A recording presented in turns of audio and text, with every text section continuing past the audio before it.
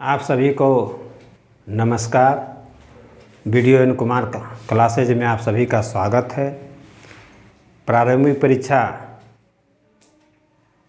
के विषयों में अर्थव्यवस्था के अंतर्गत आज अर्थव्यवस्था का वर्गीकरण के बारे में राज्य की भूमिका के आधार पर वर्गीकरण के जो प्रकार हैं उसके बारे में विस्तृत रूप से बताया जाएगा। आप लोग कृपया ध्यान से देखेंगे और समझेंगे भी। आपकी इच्छा, अगर नहीं देखे तो भी ठीक है, देखे तो भी ठीक है, लेकिन मेरा प्रयास है कि आप लोगों को अच्छे तरीके से समझाया जाए कॉन्सेप्ट के साथ, ताकि आप लोग आसानी से समझ पाएँ। ये मैं अनुरोध कर रहा हूँ। हो सकता है कि आप पहले भी पढ़े होंगे, लेकिन मेरा प्रयास है कि इसे अच्छे तरीके से कॉन्सेप्ट के साथ बताया जाए, ताकि उसको रटने की प्रवृत्ति से बचा जाए। आप लोगों को आपका कॉन्सेप्ट क्लियर हो जाए, आपको विषय वस्तु के बारे में समझ विकसित हो जाए और आप दूसरे को भी आसानी से समझा सकें। तो राज्य की भूमिका के आधार पर अर्थव्यवस्था का वर्गीकरण हम लोग पढ़ते हैं। राज्य की भूमिका, राज्य मतलब हो गया सरकार, विभिन्न देश का राज्य सरकार की भूमिका।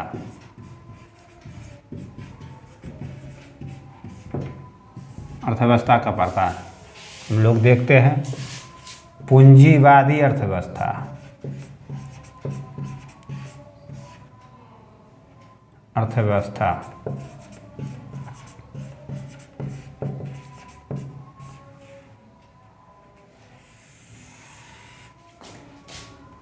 समाजवादी अर्थव्यवस्था,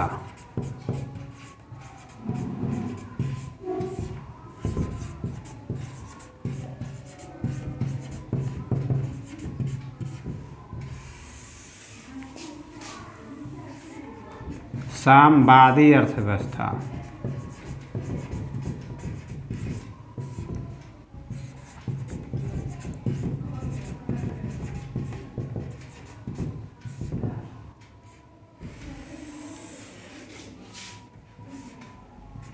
मिश्रित अर्थव्यवस्था,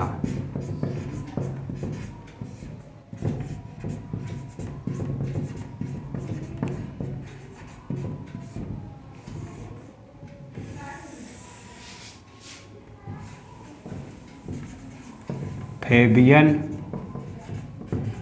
वादी अर्थव्यवस्था,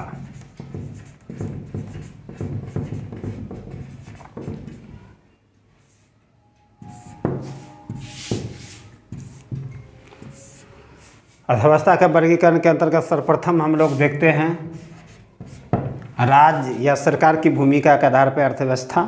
और राज्य या सरकार की भूमिका के आधार पर अर्थव्यवस्था का वर्गीकरण 5 भागों में किया गया है। पूंजीवादी अर्थव्यवस्था, समाजवादी अर्थव्यवस्था, साम्यवादी अर्थव्यवस्था, मिश्रित अर्थव्यवस्था और फैबियनवादी अर्थव्यवस्था। पूंजीवादी अर्थव्यवस्था किसको कहते हैं? समझिए, वस्तु एवं सेवाओं उत्पादन में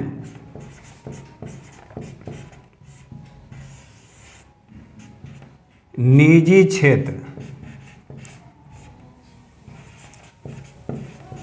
क्षेत्र की भूमिका होती है। इसका मतलब है सरकार की भूमिका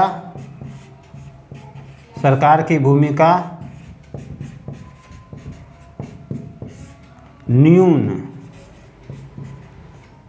यानी कम होती है।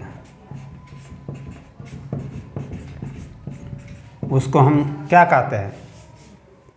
पूंजीवादी वस्तुओं को वस्तु, जितना वस्तु है मानव जीवन के उपयोग में, जितने वस्तु है, पढ़ाई से लेकर किताब, कॉपी, कलम, जो भी कहते हैं, खान पान, क्रीम, लिपस्टिक, जितने भी तेल में भी कई प्रकार के आयाम हैं।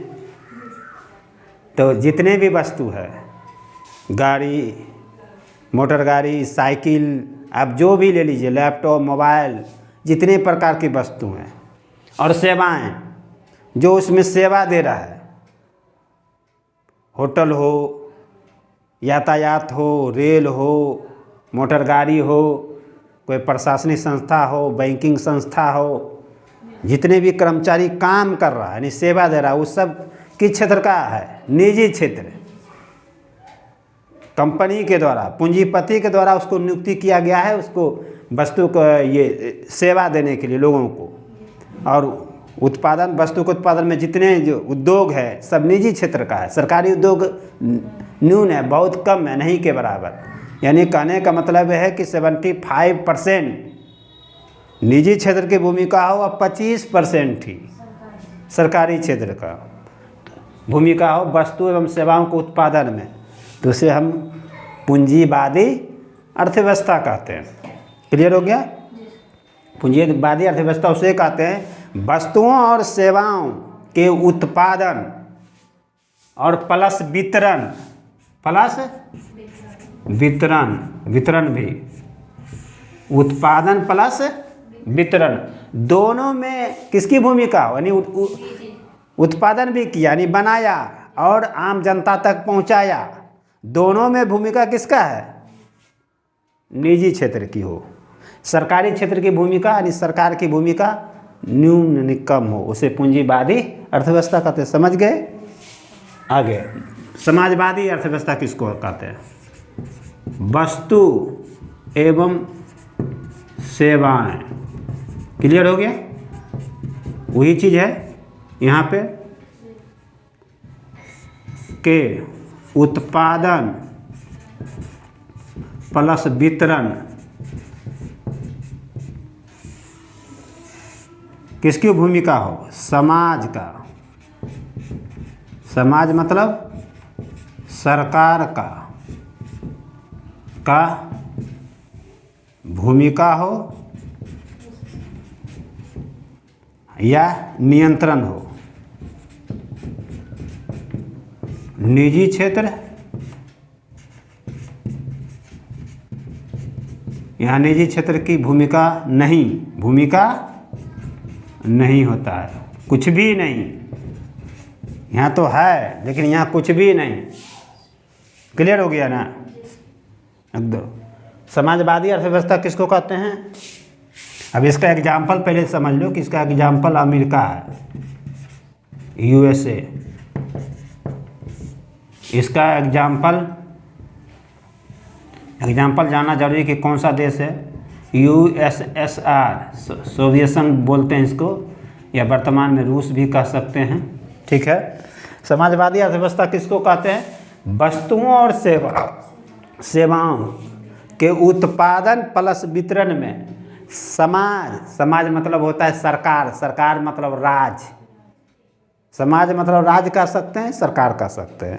वस्तुओं के उत्पादन एवं वितरण में समाज या सरकार या राज्य की भूमिका हो और साथ ही उसके उत्पादन एवं वितरण में समाज का नियंत्रण भी हो, यानी कंट्रोल करना कि किसको क्या मिले, किसको किस दर पे मिले, किसको मुफ्त मिले। जैसे PDS डीलर बहुत सा अनाज देखते हैं रियायती दर पे मिलता है। अगर आप गेहूं मार्केट में खरीदते होंगे 18 रुपये या 20 रुपये, तो कंट्रोल में मिलता है कितने? 2 रुपये मिलता है ना। तो वही इसलिए क्योंकि भारत में मिश्रित अर्थव्यवस्था है, कुछ समाजवादी का लक्षण भी है और कुछ पूंजीवादी के लक्षण पर है। ठीक है। तो वस्तुओं एवं सेवाओं के उत्पादन एवं वितरण में समाज यानी सरकार की भूमिका हो, उत्पादन एवं वितरण में, साथ में नियंत्रण भी हो, कंट्रोल हो। ठीक है। निजी क्षेत्र की भूमिका यहाँ नहीं होता है। यहाँ तो न्यून कर दिए कि निजी सरकारी क्षेत्र की भूमिका यहाँ होती है यहाँ पे। ठीक है। यहाँ पे निजी क्षेत्र की भूमिका न्यून, एकदम नहीं के बराबर, कुछ भी नहीं। उसे हम समाजवादी अर्थव्यवस्था कहते हैं। साम्यवादी अर्थव्यवस्था क्या कहते हैं? तो ठीक है, उसी प्रकार वस्तु एवं सेवाओं, अब देखो यहाँ थोड़ा परिभाषा चेंज होगा। वस्तु एवं सेवाओं के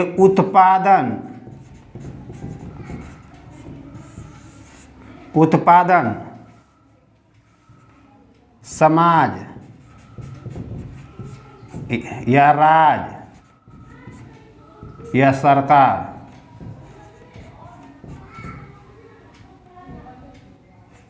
का नियंत्रण एवं भूमिका होती है। भूमिका, ठीक है।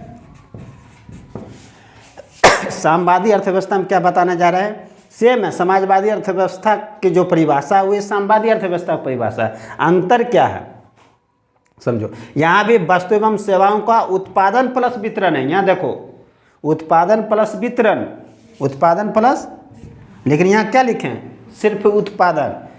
साम्यवादी अर्थव्यवस्था में वस्तुओं एवं सेवाओं का उत्पादन में समाज यानी राज्य या सरकार का नियंत्रण एवं भूमिका होती है ना, ठीक है। लेकिन वितरण कैसे होता है? वितरण, सरकार जो वितरण करता है, प्रत्येक व्यक्ति को उसके कार्य, उसके आवश्यकता, उसका क्षमता के आधार पे।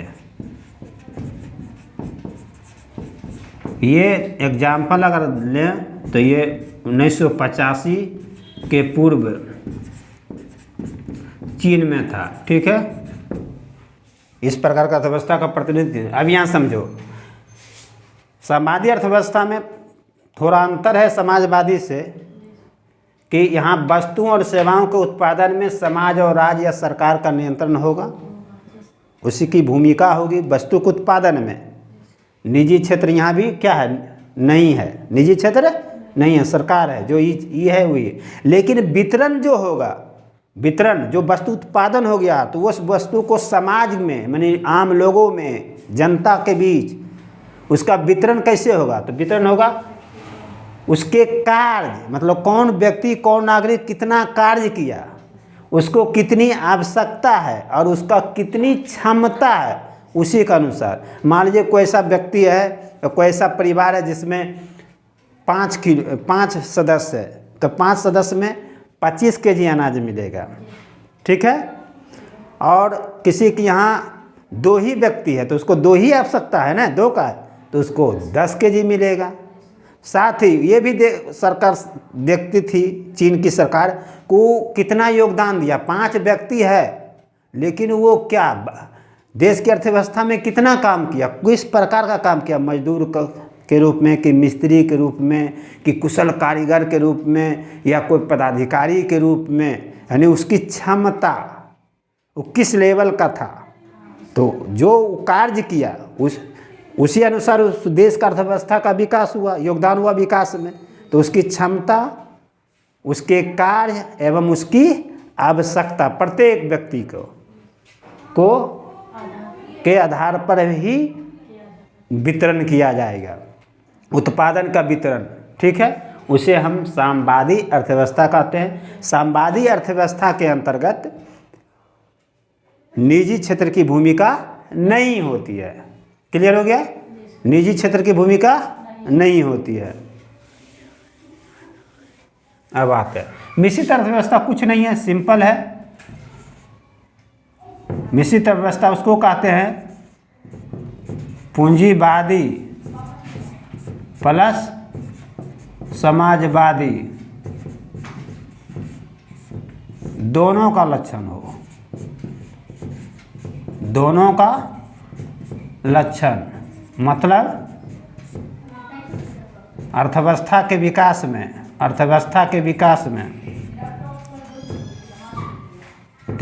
में योगदान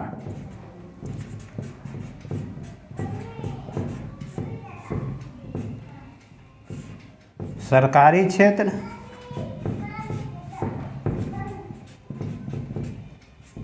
प्लस निजी क्षेत्र। एग्जाम्पल भारत। ठीक है। मिश्रित अर्थव्यवस्था किसको कहते हैं? जिसमें पूंजीवादी और प्लस समाजवादी दोनों का लक्षण हो। पूंजीवादी और समाजवादी दोनों का लक्षण हो, उसे पूंजीवादी अर्थव्यवस्था कहते हैं। क्लियर हो गया? दूसरे अर्थों में दोनों का लक्षण हो। दूसरे अर्थों में अगर समझिए तो अर्थव्यवस्था के विकास में, यानी उत्पादन एवं वितरण में सरकारी क्षेत्र का भी और निजी क्षेत्र का दोनों का भूमिका हो। ठीक है, उसे मिश्रित अर्थव्यवस्था कहते हैं। भारत एक कैसी अर्थव्यवस्था है? मिश्रित। अब फेबियनवादी अर्थव्यवस्था समझो किसको कहते हैं? इसे लोकतांत्रिक अर्थव्यवस्था भी कहते हैं। लोकतांत्रिक अर्थव्यवस्था कहते हैं। ठीक है, कहते हैं। इसमें पूंजीवादी प्लस समाजवादी दोनों का लक्षण है। ठीक है, का लक्षण। इसमें सरकार की क्या भूमिका होती है ये समझो। सरकार की भूमिका यानी राज्य की भूमिका। सरकार की भूमिका इसमें होता है कि कल्याणकारी योजनाओं द्वारा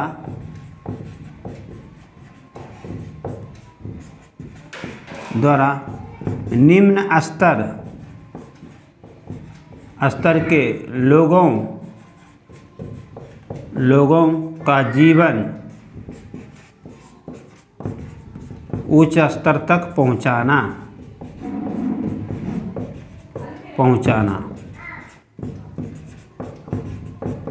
एग्जाम्पल भारत। इसका भी एग्जाम्पल भारत है। पहले समझो फेबियनवादी अर्थव्यवस्था किसको कहते हैं? फेबियनवादी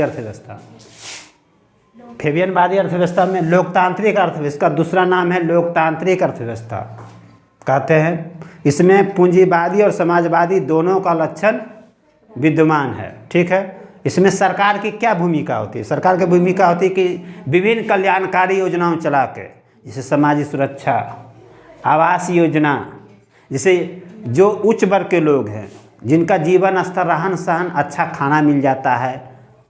ठीक है, अच्छा घर है, पानी मिल जाता है, रोटी कपड़ा मकान जिसको बोलते हैं। तो और गरीब लोग हैं जिसके पास झोपड़ी है, ठीक है, उसको नगद पैसा नहीं आ रहा है, खाने पीने के लिए कोई व्यवस्था नहीं है, तो इसके अंतर्गत सरकार जो है कल्याणकारी योजना चला के, यानी जो गरीब है झोपड़ी में रह रहा है तो उसको आवास योजना दे दिया तो पक्का घर हुआ, तो उसके स्तर तक जीवन पहुंच गया ना। साथ ही खाने के लिए नहीं है, चावल गेहूं नहीं खा पाता, दाल नहीं खा पाता है, तो उसके लिए पीडीएस डीलर व्यवस्था लाया गया कि वो भी दाल चावल खाए। अब कोविड-19 है के दौर चल रहा था, उस क्रम में बहुत से रोजगार बंद हो गए थे, तो गरीब लोग को खाने पीने की लालच पड़ गई थी उसके बीच में कि कैसे खाएगा, जीवन कैसे जिएगा, अपने बाल बच्चा को कैसे खिलाएगा। तब सरकार ने, भारत सरकार ने प्रधानमंत्री कल्याण योजना चलाए थे, जिसके अंतर्गत मुफ्त अनाज मिलेगा, मिल रहा था ना सब लोग को, 5 केजी 1 यूनिट पे, 5 केजी 2 केजी गेहूं और 3 केजी चावल। तो क्या था कि जिसके पास पैसा है तो कोरोना काल में भी अपना परिवार को खिला पिला रहा था, लेकिन जिसके पास नहीं है, रोजगार का साधन छिन गया, तो कैसे खिलाएगा, उसका जीवन स्तर उच्च कैसे होगा। तो उसके लिए कल्याणकारी योजना चलाया गया। तो इसमें फेबियनवादी अर्थव्यवस्था में पूंजीवादी और समाजवादी का तो लक्षण है ही, लेकिन इसमें सरकार की भूमिका में समझिए कि सरकार कल्याणकारी योजनाएं, वृद्धा पेंशन, विधवा पेंशन, आवास योजना, पारिवारिक लाभ, जितने भी कल्याणकारी योजना हैं, ठीक है, उस सभी के माध्यम से निम्न स्तर के लोग जो गरीब है उसको निम्न स्तर के लोगों को तक पहुंचा के, उसको सुविधा दे के उसका जीवन स्तर, जीवन स्तर मतलब रहन सहन खान पान, किस स्तर, उच्च स्तर तक लोगों को, जैसे तुम्हारे स्तर तक पहुंचाने का इसमें है। तो ये इसे फैबियनवादी अर्थव्यवस्था कहते हैं। तो आप समझ गए होंगे कि राज्य सरकार की भूमिका में हम लोग 4 प्रकार के अर्थव्यवस्था को देखते हैं: पूंजीवादी अर्थव्यवस्था, समाजवादी अर्थव्यवस्था, साम्यवादी अर्थव्यवस्था, मिश्रित अर्थव्यवस्था और फैबियनवादी। पुनः एक बार हम रिपीटिशन कर दें। पूंजीवादी अर्थव्यवस्था उससे कहते हैं वस्तुओं और सेवाओं के उत्पादन एवं वितरण में निजी क्षेत्र की भूमिका होती है, सरकारी क्षेत्र की भूमिका न्यून होती है। समाजवादी अर्थव्यवस्था के अंतर्गत वस्तुओं को उत्पादन एवं वितरण में राज्य या सरकार या समाज का भूमिका होता, साथ ही उसका नियंत्रण भी होता है। निजी क्षेत्रों की भूमिका नहीं होती है। साम्यवादी अर्थव्यवस्था में वस्तुओं और सेवाओं के उत्पादन में, यहाँ उत्पादन में राज्य की भूमिका होती है। और ये लेकिन वितरण भी राज्य ही करता है, क्योंकि नियंत्रण राज्य का होता है। तो वितरण राज्य करता है, लेकिन वितरण नागरिकों के उसके कार्य, उसके क्षमता और उसके आवश्यकता के आधार पे होगा। उसे हम साम्यवादी अर्थव्यवस्था कहते हैं। मिश्रित अर्थव्यवस्था के अंतर्गत हम लोग देखते हैं कि इसमें पूंजीवादी और समाजवादी दोनों का लक्षण है। मतलब अर्थव्यवस्था के विकास में या अर्थव्यवस्था के योगदान में, आर्थिक गतिविधि को बढ़ावा देने में सरकारी क्षेत्र और निजी क्षेत्र दोनों की भूमिका होती है। इसका एग्जाम्पल भारत है। फैबियनवादी की अर्थव्यवस्था, इसे लोकतांत्रिक अर्थव्यवस्था भी कहते हैं। इसमें भी पूंजीवादी और समाजवादी दोनों अर्थव्यवस्था का लक्षण है। और इसमें सरकार की भूमिका ये होता है कि वो विभिन्न प्रकार के कल्याणकारी योजनाओं को चलाकर, जैसे आवास योजना, पेंशन योजना एवं विभिन्न प्रकार की योजनाएँ हैं, उसके माध्यम से निम्न स्तर के लोगों का जीवन स्तर में रहन सहन खान पान को उच्च स्तर के लोगों तक पहुंचाना, इसका भी प्रतिनिधित्व एग्जाम्पल भारत है। तो आज के क्लास में आप लोगों को अर्थव्यवस्था के वर्गीकरण के अंतर्गत राज्य या सरकार की भूमिका के आधार पर बताया गया। अगर वीडियो अच्छा लगा तो अधिक से अधिक शेयर करेंगे, लाइक भी करेंगे, सब्सक्राइब भी करेंगे। और अगर आप इसे नहीं पढ़ेंगे तो कोई भी बात नहीं देखेंगे तो कोई भी बात नहीं। मेरा उद्देश्य था